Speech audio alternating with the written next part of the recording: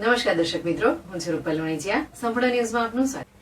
ડીસામાં Reliance petrol pump પાસે ખેતીની જમીનમાં ગેરકાયદેસર રીતે બાંધકામ કરી બનાવેલી દુકાનો સીલ કરાઈ છે. વારંવાર નોટિસો આપવા છતાં પણ ખેતર માલિક દ્વારા દુકાનોના કોઈ પણ આધાર પુરાવા રજૂ ન કરતા આજે નગરપાલિકાએ તમામ દુકાનોને સીલ કરી આગળની કાર્યવાહી હાથ ધરી છે. ડીસામાં ગેરકાયદેસર બાંધકામનો રાફડો ફાટ્યો છે, ત્યારે બનાસ નદી નજીક રિલાયન્સ પેટ્રોલ પંપની પાસે આવેલ ખેતરમાં ખેતીની જમીનમાં 10 જેટલી દુકાનો બનાવી હતી. ખેતીની જમીન પર એને કરાવ્યા વગર ખેતરમાં ગેરકાયદેસર રીતે દુકાનો બનાવી હતી, જે મામલે જાગૃત નાગરિકે વાંધા અરજી કરતા નગરપાલિકાએ આ મામલે ખેતર માલિકને નોટિસ આપી હતી અને તેમની પાસેથી જરૂરી આધાર પુરાવો માંગ્યા હતા.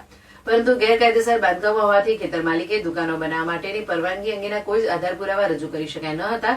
ત્યારબાદ ફરી નગરપાલિકાએ નોટિસ આપી 7 દિવસમાં દુકાનમાંથી તમામ સામાન હટાવી લેવા માટેની નોટિસ ફટકારી હતી.